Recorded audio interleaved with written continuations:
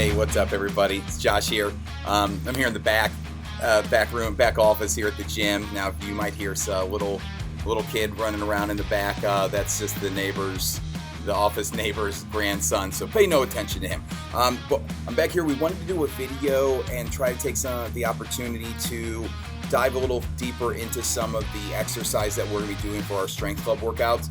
Hopefully this is going to help give you a little bit more insight into what we're doing before you get to the workouts, or something you can refer back to so you can really clean up any of the things that you're working on or answer any of the questions you might have after you're done with the workout as well. So hopefully this is a tool that you can use to get a little bit more out of those strength club workouts as well. So when we get started, we have that first 5 minutes where we do our gentle mobility work using the dowels. Getting those ankles moving, working on those hips, and then working on our bretzels. Obviously, that's just a way to really ease into, a gentle way to kind of get started. It also gives us a little bit of a buffer. Anybody who might be running behind, whether there's a train or anything else gets in the way. So it gives us a few minutes for people to also get in and get ready before we start with what we like to refer to as our ramping. That's a term I got from Alan Cosgrove. So we think of this as range of motion, activation, muscle or movement preparation.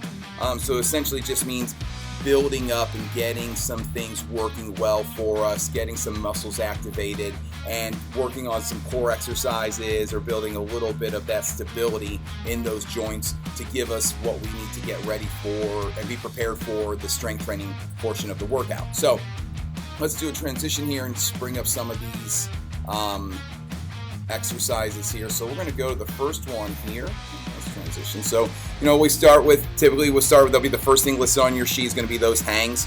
So we are working on, obviously, whether it's workout A, which we're talking about right now, or workout B, we're going to have some hangs in there. Great for shoulder mobility, decompresses the spine, works that grip strength. We do 2 sets for 30 seconds.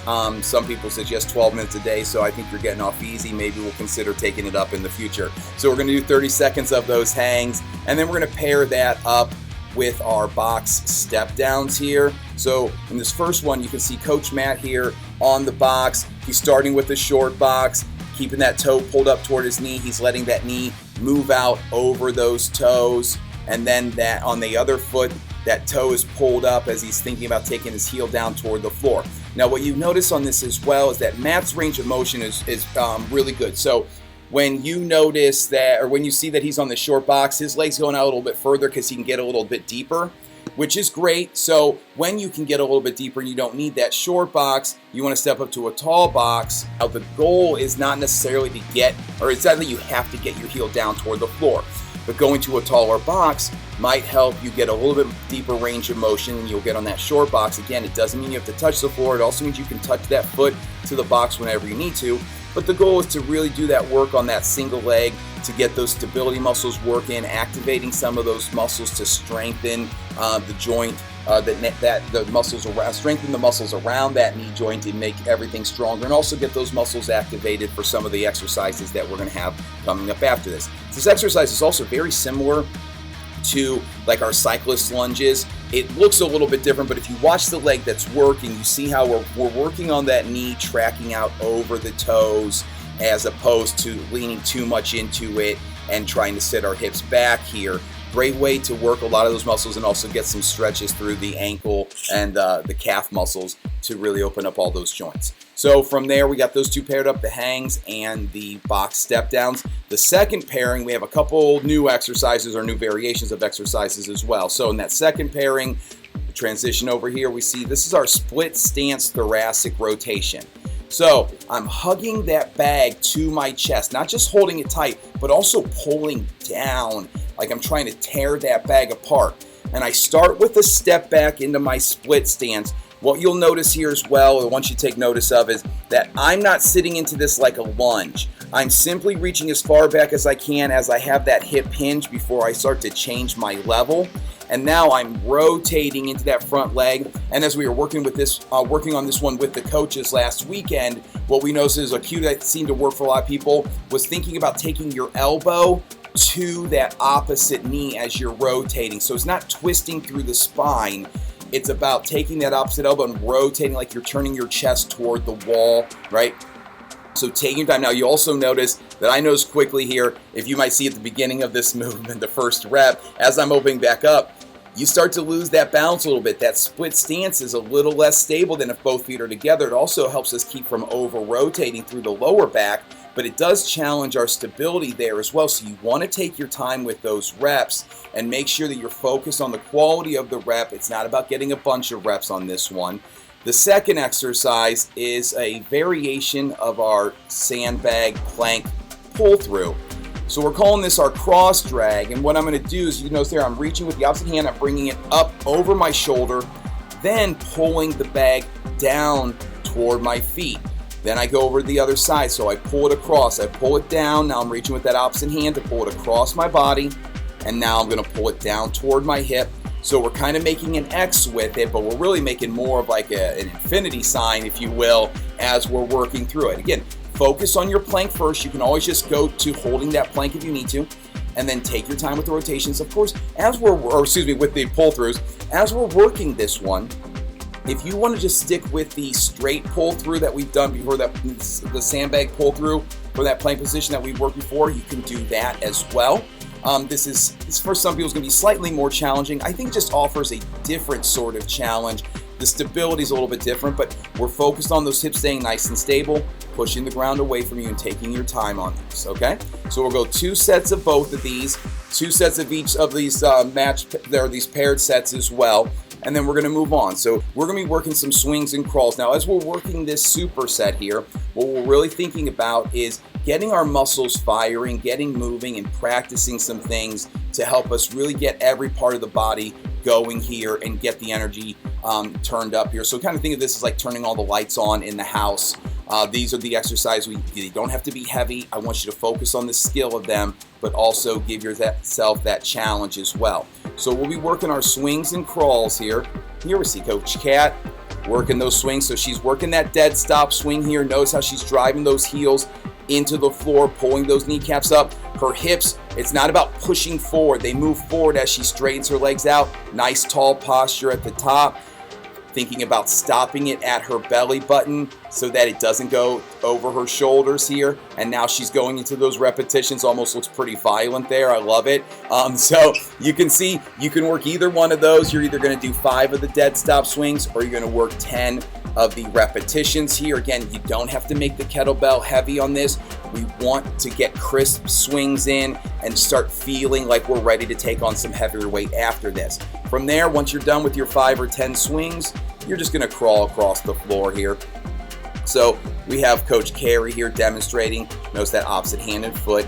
Take your time and breathe through this one. Use this opportunity to get that breathing under control and then match it up with your movements here. The slower you work this, the more challenging it's going to be, trying to keep those hips nice and stable. And you'll notice there, Carrie's taking a couple steps. If she goes a little too big with that step, her hips start to dip. So it gives her feedback. You don't have to be perfect with this. It's not about a perfect repetition. It's about noticing those things that are happening and taking your time, pushing the ground away from you here. Now, if you want to do a slider crawl or an army crawl, a side crawl, you can work any other variation. The principle's still the same. We're going to get that heart rate up with those swings, get those glutes really firing, and then we're going to use that crawl to get some upper body pushing in to really get those shoulders working, get us ready for everything that's coming up after this. So take your time on the crawl. We're going to do 2 sets of these, so we're going to give yourself, or 2 to 3 sets, depending on how many people and how we're moving that day. But we're going to at least 2 in. Give yourself 30 to 90 seconds to recover between sets, and then we're going to move on to our strength training. So once we get through that part of the workout, right now we're all warmed up. We've gotten everything moving. Everything's feeling pretty good here. Heart rate's up a little bit, but it's coming back down pretty quickly. Now we're going to move on to our strength training, and this is where we're really going to work those muscles and try to build some strength here. This month, we're going to be working on a 4-exercise circuit. So we're going to have 2 upper body exercises, 2 lower body exercises, and we're going to work 2 to 3 sets. And for this workout this month, we're going to be working 8 to 10 reps. Now you'll notice on your sheets, like I have one right here on your templates, it'll say 8 to 10 reps. The reason I wrote it that way is because I want you to start at the beginning of the month. The goal in the first workout is to find what a challenging 3 sets of 8 reps might be for you.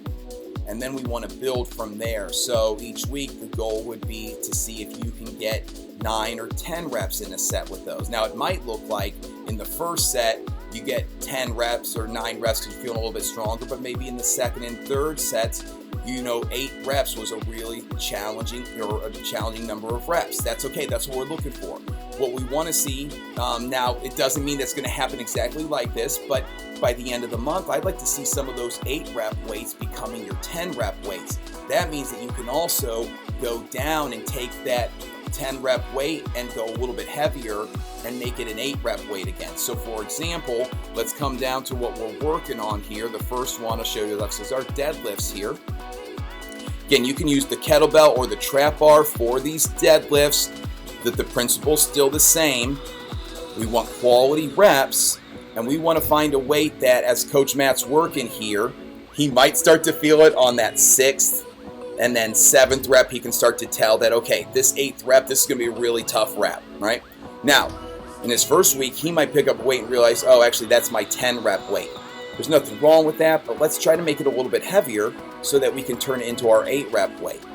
Then, in the next week, maybe he's challenging himself with that weight. He gets a set of maybe 9 in, but by the end of the month, I'd like to see that Matt can do 3 sets of 10 reps with a weight that used to be his 8 rep weight. If he gets there sooner, the good news is that in the second or third week, if he's already reaching that point, he can make that weight heavier again. So if he's deadlifting 100 pounds for 8 reps and then he gets it up to 10 reps, now we can say, hey, let's try 110 or 120 pounds and see if that feels like challenging for 8 reps, and we can keep building that way.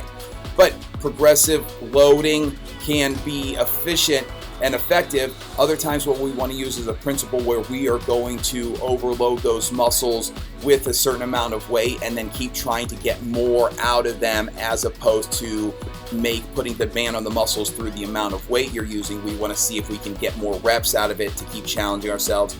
There, making that heavy weight start to feel a little bit lighter. We come back down, make it a little bit heavier, and we can keep working the progress that way. So we have our deadlifts, and now we're going to go through the 4 exercises with you. For this circuit, you can technically go in whatever order, start with whatever, I should say, you can start with whatever exercise we're going to be working of those 4, but you want to match them up in an order that you're working the upper body, then the lower body, or vice versa. So that's going to give yourself a chance to recover. So if our first exercise is our deadlift for 8 to 10 reps, the second exercise, we're going to move over and we're going to work our bench press. So for this bench press, we're going to have a slight incline on the bench this month in this one. Not as high as what we had worked before, just a slight incline. And I want to see how it works on people's shoulders.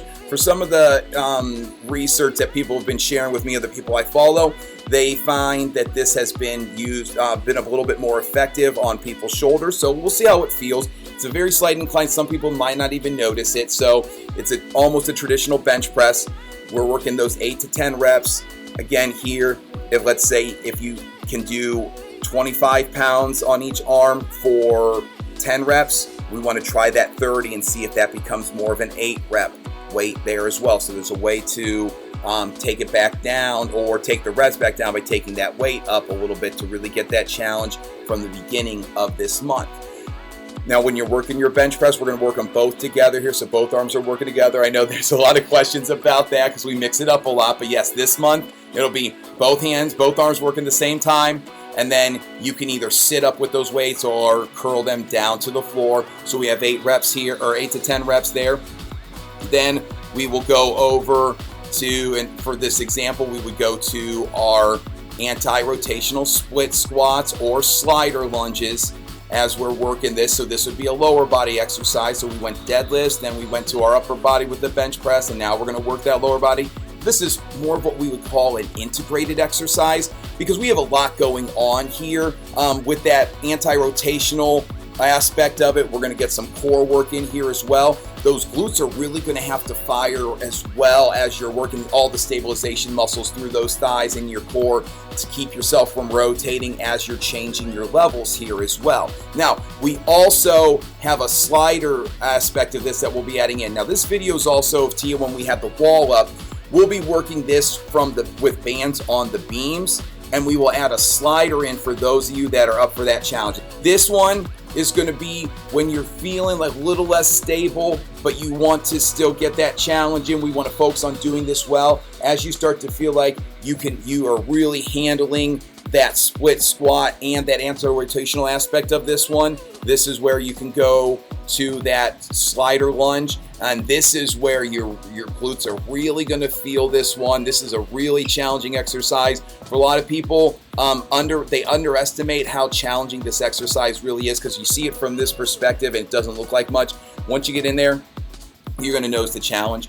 With this, arms are out straight, squeezing that back glute on the way down, but you're sliding back and then driving up. Everything's actually happening on that front leg, on that slider lunge here. If you want to make this a little more challenging, you step a little bit further away from the beam to get that a little more intense core work there. You can also put a weight vest on if you want to add some weight to this exercise as well. Keeping those shoulders down and away, deep breath in on the way down, driving up on that front leg there. And then the last exercise, now this one you'll do 8 to 10 reps on each side. And then the last one would be our TRX rows here. So again, now we did our deadlifts, that lower body, bench press, upper body, back to those split squats or lunges, which is an integrated lower body exercise. And then we're back to our upper body with our TRX rows. We got Coach Matt demonstrating nice, rigid, moving plank position here. Matt's also demonstrating how to make that exercise a little bit lighter if you need to, because with the TRX, it's always best to make it a little bit heavier, because it's very easy to make it just a little bit lighter by putting that back, or putting one foot back here to lighten that load. Notice how he's keeping his shoulders down and away from his ears, and notice how his hands are at his ribs, not his armpits at the top as he's pulling up. So he's getting a good squeeze of those shoulder blades as he's pulling those hands towards his ribs, not up high towards his shoulders on this one. Now, if you want to progress with this one, make it a little heavier, you step further in. You can also practice those hip bridge rows that we have been working on, getting underneath the anchor point, using those hips to keep, or using those glutes to keep those hips up as you're working it, and straighten those legs out from there. So there's quite a few ways to make this a little more challenging. As you're in the session, if you're working with the coach and you feel like you want to make something a little tougher, just ask the coach and they'll show you another variation or a couple ways to make this a little more challenging without having to do much to make it that way. So it's really cool to use the TRX for these. This is one of my favorite, I feel like, exercises that people should be practicing frequently, because the benefits of it and what you get from using the TRX to do this exercise, the core and the glute activation that you can get from this one as well, makes it just an awesome exercise to keep coming back to. As opposed to boot camp, where sometimes we're thinking lighter so we can move faster, here's your opportunity to really make those rows heavy. And I'll tell you a secret. It's not really a secret, it's science, but when you get stronger with your TRX rows and you get to that place where you can do them under the anchor point with your feet up on a box, you're going to be able to do a chin up as well. The one translates to the other pretty well, because it's a lot of the same muscles working here, and we get to work them in a slightly different position, which is going to strengthen some muscles that will assist us on those chin-ups, but it will translate. So that's why you really want to challenge yourself with these rows, because that is a pathway to get in a place where you're able to do those chin-ups better as well. Now, you might not care about chin-ups, and that's okay if you don't want to as well. I'll also say this one helps with your posture. It's going to strengthen that upper back. You're going to be walking taller and prouder. So it's just an awesome exercise all around. So that is the end of our strength training. So we had 4 exercises. Again, you could start with the bench press and then go bench press, deadlifts, then go to the rows, then finish with the lunges. You could start with the rows, then go, the lunges. I would try to get the deadlifts out of the way as quickly or as early as you can, because they are pretty demanding. Whereas the lunges, we can modify a little bit, but it really is up to you here. Give yourself about 60 to 90 seconds to rest between exercises, because if you do your deadlifts and then you give yourself 60 seconds to rest, then you go do your bench press, then you give yourself 60 seconds to rest, then you go back and you're going to do those lunges, you've actually had like over 2 minutes to recover from those deadlifts, to let that lower body recover so that you can do that work. So that's why you want to make sure you're alternating an upper body exercise, then lower body, or vice versa, so that you have that time to recover. It helps us save some time and get more work in and really fill that time up with some really challenging reps. But after that, we got our 4 exercises from there. We're going to move on to a quick finisher here. We'll come down, like to do at the end, we try to provide something that's a little bit of a mix between strength training and cardio. Sometimes it's to hit on something that I feel like we should work every single time. So for example, in this one, chin-ups. I think that chin-ups are an awesome exercise to practice because we have the opportunity. We should use that opportunity to get some more in. You can be practicing them every day as well, especially days you come in for boot camp. Throw a band on the squat rack and try a couple reps. See how you're feeling there. Try to get them in. But I'll throw them into the end of the workout as well. So these are where I don't want you to focus on doing them fast, but you can always make them a little bit lighter.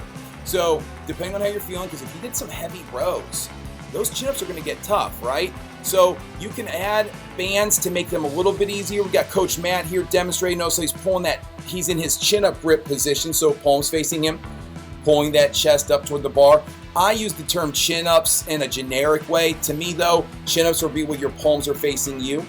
You're going to feel really strong here because your biceps are going to give you a lot of assistance as well, very similar to the row. Now, if you notice, Matt's arms a little bit different, but his elbows are in a very similar position from when you did the rows on the TRX at the top. Let's see. Let's mess around here for a second. Let's go back to that. So if you notice how Matt moves during the row, see how he's getting the squeeze, those shoulder blades. Now notice how his elbows are back here, but where are they positioned in terms of depth here? They're right down along his ribs as well here. And then we move back to those chin-ups, and you can see the movement pattern, how they might translate from one to the other. He's pulling a more horizontal here, but he is pulling, everything's still the same, the way he's going to pull those elbows back, almost like he's trying to pull his ribs up toward that bar here.